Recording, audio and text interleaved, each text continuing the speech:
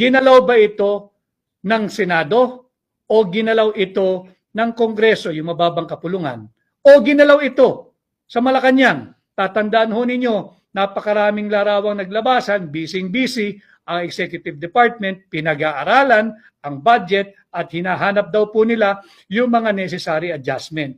That alone is an admission na nakikialam ang Executive Department sa bulilyasong panukalang batas for 2025 budget. Wala pong kapangyarihan ang Executive Department na kumpunuhin ang sablay, unconstitutional, illegal at immoral na panukalang budget. Ginalaw po nila yan. Tatandaan ninyo yung napakagaling na Presidential Communications Office. Pinakita ilang larawan yan. Busy ang Executive Department. Pinag-aaralan, rineremedyohan ng budget. Kaya itong pumutok na malaking balita, ito ba'y bahagi nung ginagawa ninyong pagre-remedyo? Ito ba yung ginagawa ninyong adjustment? Ito ba yung ginagawa ninyong pagre-retoke? Dapat sumagot din dito ang Presidential Communications Office. Mali yung payo mo, kaibigan.